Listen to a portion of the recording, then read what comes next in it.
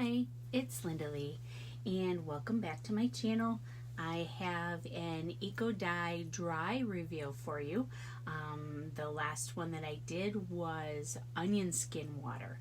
So I began this video with a few slides of my prepping the water, and then this here is the dry result.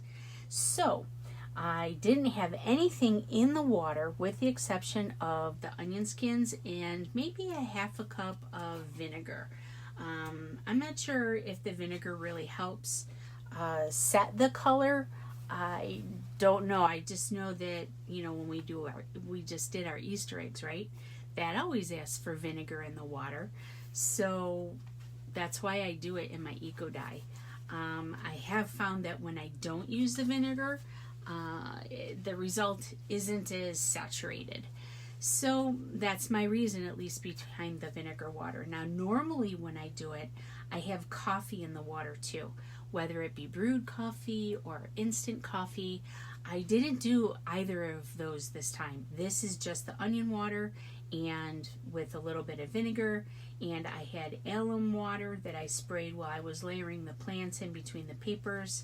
And this here turned out a lot more yellow than I was expecting, because the water, if you saw the slides coming into this video, were brown like this fabric here. So I thought that this whole thing was going to be more brown, which is really, I was excited. I've never had an Eco Dye that I didn't love. This one, I love it equally, if not more than the others, but at the same time, it's always different than what I think it's going to be. Every time, if you've been watching my Eco Dye reveals, you'll hear me say that all the time, that this is a very unpredictable art. You never know for certain what's going to happen, not by using natural sources for your colors. So anyway, let me show you some of these papers. These are a lightweight paper. It's only about 70 pounds, this particular one, 8 inches by 12. I use these little pieces of paper in this one. This is the first time I've done this. I've used other, smaller squares to make framework inside, like a picture within the picture type of thing. But this time I used these little ones. I thought, well, maybe I could use those areas, or somebody else who purchases these could use them for phrasing or words. And these would be really cute as like a little mini flashcard type of thing, or a little journaling spot. Just my thoughts. I don't know. So anyway, my Schefflera. I have some fern. I used the ivy for this is the second time I've used this wild ivy that's growing in the trees. I probably won't use it too often though, only because the areas where I took the ivy from, I found that the ivy had died, the vine. So I don't know if there's a way to harvest this without damaging it. So until I kind of figure that out, I probably won't use too much of this, because it's beautiful. It grows wild in the trees. I'm sure some people think it's a nuisance. Me, I think it's just beautiful. So anyway, I've got more ferns, the Schefflera behind that paper. This particular piece is a lot more brown than some of the others. On camera, it looks a little darker than what it really is in true life. Here again is, the little piece, the Schefflera. And some of it is really yellow. The ivy, this is the back side, and this is the front side of the leaf. So you can almost always tell which side is which, because the bottom side leaves a much more saturated color and edging too. I showed the other side, yeah. So some more. This here almost took no color whatsoever. I'm not sure why. I love it though. I like the variations, that it's not all, you know, saturated the same, and that the colors are all, you know, inconsistent. That's kind of how I like it. I did have a few flowers in the batch. They were the daisy-like chrysanthemums, and they were sprayed with color, like painted. They weren't dyed, they were sprayed. So it was just the outer edges that really had the color in them. See how saturated this one is and this one isn't? So this was folded. I don't know. It's kind of interesting how that happens. Now, some of the flowers were pink. So the color kind of bled into some of the areas. Also, it's more dominant in some of the areas as well. So you'll see, like here, this was right up against where the flower was. And on the back side of this, you could see where the color bled through. Here was another flower, but it wasn't one that was, you know, the bright pink. But here are some of the smaller pieces that were. So the smaller papers, this here, it bled through. There's really not much on the back. I had a couple of pieces that were stuck together. So this is now a nice journal spot for our junk journals. Or if I make card sets type of thing, that would be the side that, you know, gets mounted to the cardstock. This one is beautiful. Look how pretty that is. Both sides on that. See, that's the other thing too. When you mount something like this, then you have to choose, you know, one of the sides. And when both of the sides have favorable outcomes, where they're both, usually one side's a little prettier than the other. I always tend to like the sides that people would probably prefer the other side. But I love the imperfections and the muted colors, and even the muddling, how they kind of blend together. That's what I like. So you just never know. Everybody's different. And then there's this one. So here's the back side where the color kind of, you know, bled through. But here, this one has a lot more of the imaging. So what I'm going to do is I'm going to try and bring this one up so you can see it. I'm just not sure how close or good it's going to come. I'm kind of delaying so I can see it on my feed because I have you guys playing over here. Isn't that gorgeous? So anyway, this is a harder cardstock. This is 140 pound, not cardstock, but watercolor paper. Where this is the 70 pound paper, just like the bigger pieces. Here is the one and only envelope that was with the pink flowers. So this would be the front, and this is the back side. Isn't that pretty? Now this one didn't come unglued. A lot of my envelopes come unglued, but this one did not, so it's fully intact. Now these are the little small pieces that made those little ghost-like boxes that we can journal in or use the little frames. So now this one here I used in those areas, but it didn't, for whatever reason, there wasn't any plant impressions on it. So anyway, so this will get included with one of the sets that I put together for this particular batch. So I think I'll probably put it together a little differently than my traditional. Usually I have 4 or 5 big pieces and 4 little, the 4x6 pieces, which are these, and a couple of envelopes is how I've been putting the sets together. I don't know. Because I have some odd pieces, I might put them together a little differently this next time. So there's the other piece that was stuck on the back side of the other one. See? And I got the little, isn't that cool? Look at this right here. Isn't this beautiful? See? those are my favorite pieces. Not the ones that have the perfect images. But look at that. Even that's not perfect, but it's beautiful. Fern. The fern and the ivy leaves. Schefflera. This lighter weight paper has a tendency to take a little more beating from the plants, because the plants aren't all very soft and pliable.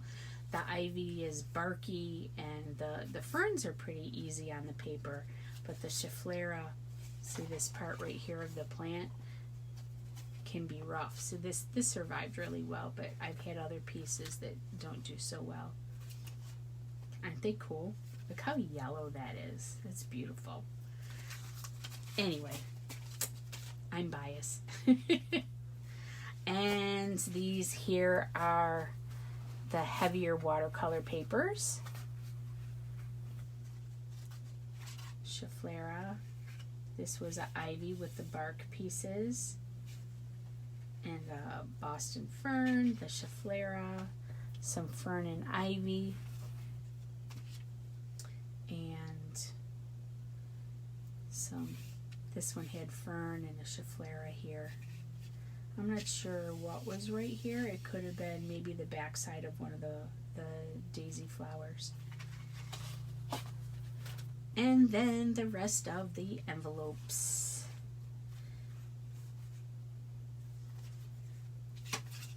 And none of these came unglued. I think it's the type of envelope that they are.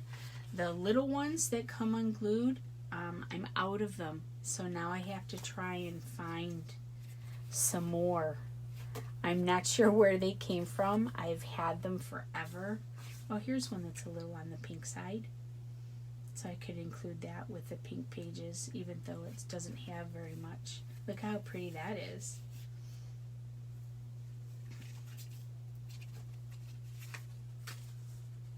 But even, you know, taking a couple of these could be made into like a journal. So you could insert into here. And then this could be almost like a cover page. And this could be glued down or made into like a tuck pocket.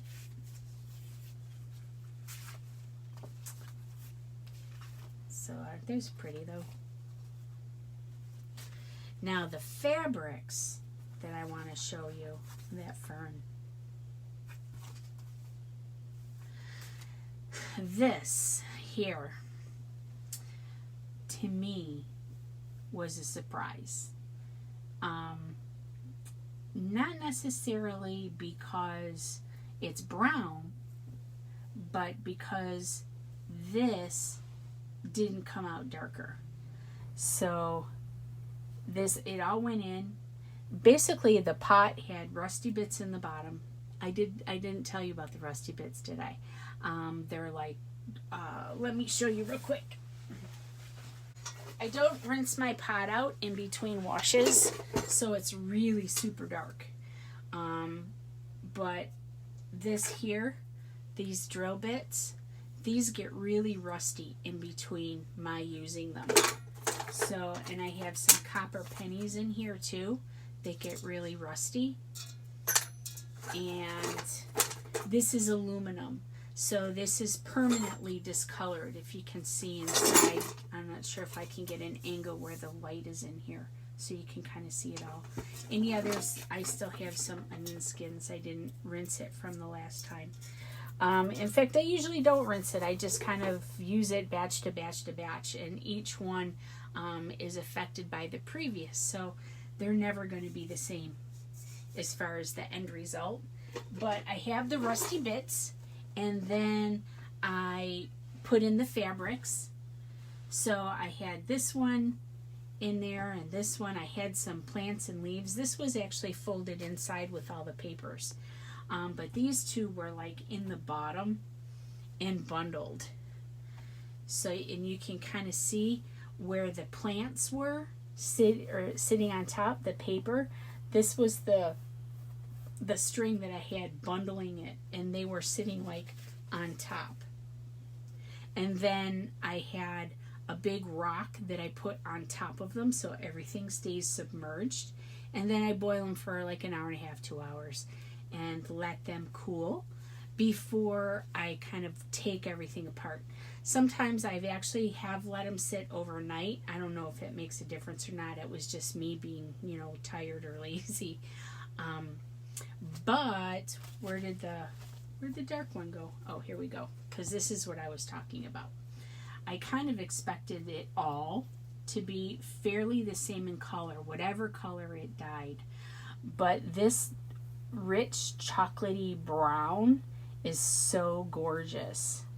You don't see it so much though when it's a single ply. So if I kind of pull this apart and put it over here, it doesn't stand out as much.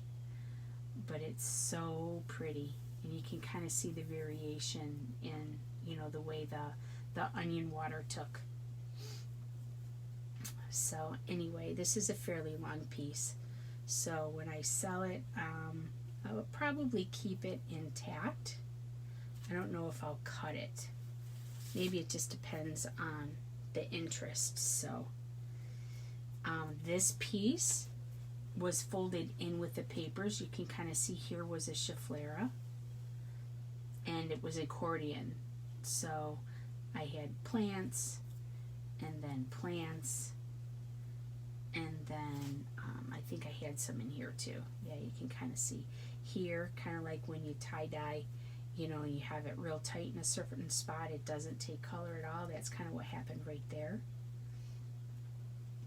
And then this little flap. Now this one had one of those flowers that were sprayed, but this one was green, and the green didn't really bleed color so much like the pink one did.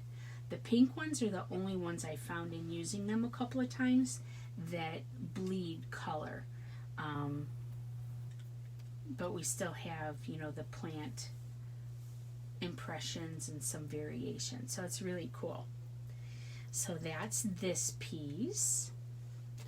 And then this one is the bottom edge of a bed skirt. If you can kind of see here, this is where it tore from the piece of cotton that goes flat between the box spring and the mattress, and then this hangs down. So I just rip them apart, and I dyed a piece of this. Now this stain right here, this was all white. So this particular stain was probably something that was on that fabric before it went into the eco dye, because this doesn't have any, the stain itself doesn't make much sense. So that's just a cool bonus. But if you look where the fabric is folded, isn't that cool? And then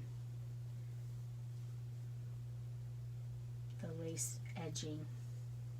So this is the full length of the side or the foot of a bed. I don't know which it is. But we've got, this one is the only one that turned more green. So I'm looking at it on the camera. I can kind of see, I have my iPad over here. I can see what I'm doing. This here looks much more green in real person than it does on camera. It's a little bit darker. So I'm trying to do this with natural light, but yeah, it's hard. It's hard. It's so gorgeous. Look at this edge over here. Isn't that cool? And this here is kind of where it was folded, because my pot is only so big, so this was kind of rumpled in the bottom. Here's where the piece was, where it was against the bundled papers. I'm going to have a hard time parting with this one. But I make more and I say the same thing over and over again. Isn't that pretty though? So anyway, that's the onion water. Now I also, if you follow my business page, the InTheSunCreations on Facebook, let me show you this, because I did show that same pot. I was collecting coffee because I was going to do, an eco dye, but I ended up not doing what I anticipated originally. So I had the coffee in the pot left over from, the day. And then the next day I had a little bit more coffee and I dumped it in the pot. And I did that for 4 days in that aluminum pot. And instead of it being brown, it literally turned black looking. And this was cream colored when I put it in. This is another part of like a fitted sheet that had an additional elastic detail in it. So when I tore it apart, I just left, cut fabric on either side of the elastic, just so I had it. I might do some cuff type bracelets and put other lace on buttons and stuff on top. But anyway, this was white, and you can kind of see the variation that I have here too, where some took really dark. Here, let me move this. Some took, really dark, like on the edges, and some of it's really light. But the variations are really pretty. Look at this part right here. So here's some really dark parts. Isn't this pretty though? And then,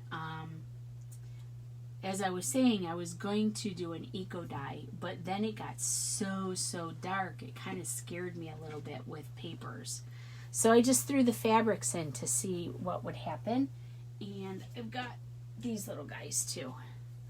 So this is white seam binding. It's not really white. Here it is. This is what it started as. It's got a little, right now it looks almost like a purplish or grayish hue, but it is white. It's called white. When I got it, it said white. And this is what it did inside that coffee. It turned the edges and some of the crinkles literally black. This here, I've got 2 of these little medallions from a larger piece of doily. These were white.